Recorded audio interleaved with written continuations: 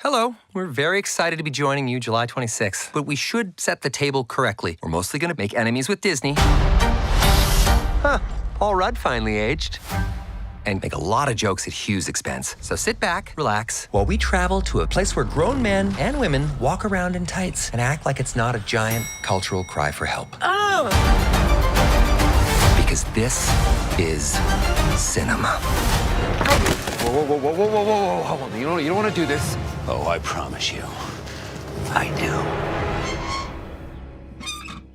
What have you done? Don't get mad. I borrowed some adamantium from your claws, and I made us something special.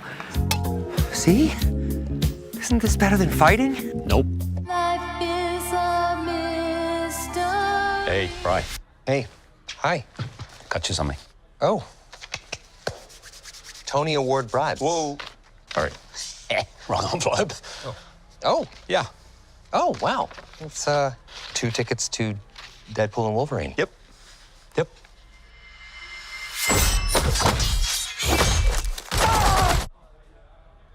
Thought we could go together.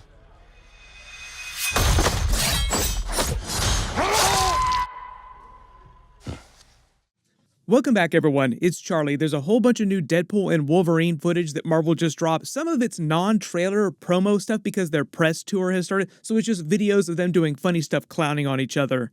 There's a bunch of Easter eggs and references here, mostly him making Disney jokes, Marvel jokes about Marvel itself, so we'll break it all down. Because they just put tickets on sale, we're doing a giveaway for movie tickets. All you have to do to enter is be a subscriber and just post all your Deadpool and Wolverine reactions in the comments.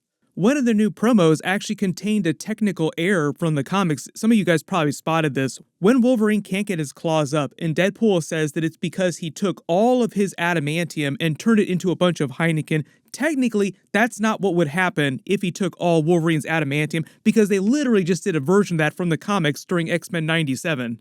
During that, they adapted the Fatal Attractions comic book where Magneto rips all the adamantium out of Wolverine's body. That was the run in the comics, after which Wolverine, when he recovers, learns that he has the bone claws. So what would happen if you took all of his adamantium out is that he would still have claws, like the claws would still come out here, but they'd be bone instead of adamantium.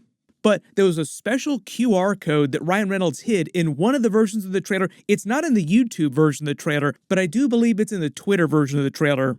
When they do their slow walkout montage, there's a QR code that he hit really quick, blink and you miss it kind of moment that would actually point you to this longer video, which is meant to be a longer version of that announcement that he made.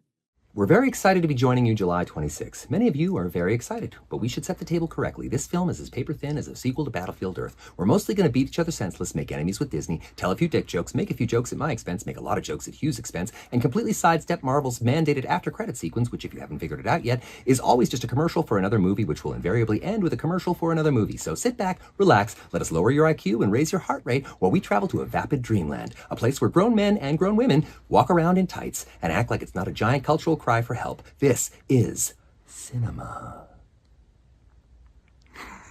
You probably have to rewind the video and watch that a couple times because he talks so fast, but there's like 20 different jokes that he packs into that. First, he says the film is as paper thin as a sequel to Battlefield Earth. If you don't remember that movie, it is definitely something special. I wouldn't recommend watching it, but if you really want to put yourself through that, then go ahead and watch it. It was John Travolta's movie that he based on the beliefs of the Scientology faith. Like, there's a lot of sci-fi tropes that are part of Scientology, and they basically just turned that into an actual movie. It is a very long movie to have to sit through. I do not think there are going to be any specific references from that during Deadpool and Wolverine, but the idea is that he's just clowning on the movie itself, saying that the movie's plot is paper thin. I've already done a bunch of videos about what we think the plot is based on the trailer footage and some of that CinemaCon footage. Like, they released the first 9 minutes of the movie. I've already done a much longer video about that, so I'll post a link to that at the end of this so you can actually get an idea for what happens in the beginning of the movie and how things pick up, how he winds up at the TVA, how he finds this other version of Wolverine, and why they wind up on the Void. Generally, Ryan Reynolds is just saying the actual plot of the movie is relatively simple when you really think about it. Then he says, we're mostly going to beat each other senseless, make enemies with Disney, tell a few dick jokes, make a few jokes at my expense, make a lot of jokes at Hugh's expense, and they've actually made several Disney jokes just in the trailers they've released. That's only a small portion. There are a couple really big fourth wall breaks that also reference Fox, like he makes fun of Fox, a lot of other real life stuff during that footage. There were all the jokes that were specifically about the MCU itself and about Kevin Feige separately. You have to imagine there's way more of that during the actual movie itself. Here's where we get to something really interesting that he said. A lot of people were talking about this. Completely sidestep Marvel's mandated after-credits sequence, which if you haven't figured out yet, is always just a commercial for another movie, which will invariably end with a commercial for another movie. So a lot of people heard that and they're like, wait a minute, does that mean that there's not going to be a post-credit scene during Deadpool and Wolverine? Or is he just joking about that so people will think there isn't one, and when there is one, they'll be more surprised? More likely, what I'm expecting is that there will be some kind of post-credit scene, but the post-credit scene itself won't be a standard Marvel movie type of post-credit scene, which historically he is correct, are just commercials for like the next couple of movies. But more likely, the post-credit scene might be more like the first Deadpool movie's post-credit scene, which was just Deadpool doing a Ferris Bueller post-credit scene reference. You're still here. It's over. Go home. Oh, you're expecting a teaser for Deadpool 2. Well, we don't have that kind of money. We expecting Sam Jackson show up with an eye patch and a saucy little leather number? Go. It was basically what you see in the Ferris Bueller movie, him just wondering why you're still here watching the movie, like, go, the movie's done, you don't need to be watching anymore. Everybody let me know in the comments, do you think there'll be a post-credit scene for Deadpool and Wolverine, or do you think it's him just joking, saying that they'll do some kind of different post-credit scene that's more of a joke itself, not an actual post-credit scene? Now I'm kind of expecting the Secret Wars version of that post-credit scene, like, oh, you were expecting a Secret Wars teaser, oh, we don't have that kind of money, so just go home. Then he goes on to say, sit back, relax, let us lower your IQ and raise your heart rate while we travel to a vapid dreamland, a place where grown men and grown women walk around in tights and act like it's not a giant cultural cry for help. This is cinema. More clowning on Marvel movies, superhero movies just in general, like the grown men, grown women in tights. But that cinema reference is actually a Martin Scorsese joke. You could also call it a reference to many other filmmakers who claim Marvel movies, superhero movies just in general are not cinema. Just a couple days ago, Martin Scorsese also made another joke about this phenomenon, but it's mostly him clowning on himself about what is cinema and what is not cinema. Sorry. We're movie lovers. Of course we're going to tell you what cinema really is. Marvel also released a couple more previews. This scene of Deadpool and Wolverine seems like they're at that same place with the storefronts in the slow walkout montage with the fourth wall breaking, calling out big action movie tropes. Zoom and enhance in the background here, it just looks like similar architecture from these storefronts. This might be happening during whatever this larger fight scene is, like these explosions and the Rob Liefeld just for feet joke in the background, like whatever's going on in this particular scene. It's not clear if this is happening on the Void, and this is just a place where like the entire street front here, like all these stores got pruned like this, or if it's happening on a completely different planet. There's another brand new scene of Cassandra Nova's X-Men Fantastic Four, Punisher characters, probably some other Easter egg characters from other Marvel movies in here too, in their Mad Max-style convoy of Easter egg vehicles from other Marvel movies, going back to Ant-Man's dead body that they've been using as their base.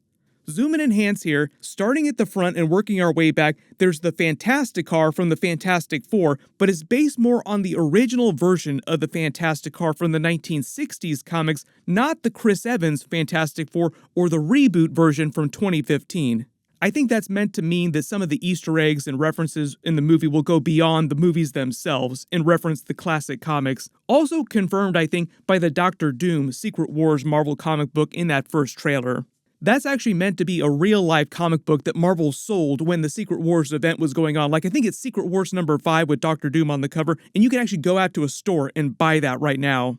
Behind that and to the left are the Hydra motorcycles from that first Captain America movie that you see the troops riding.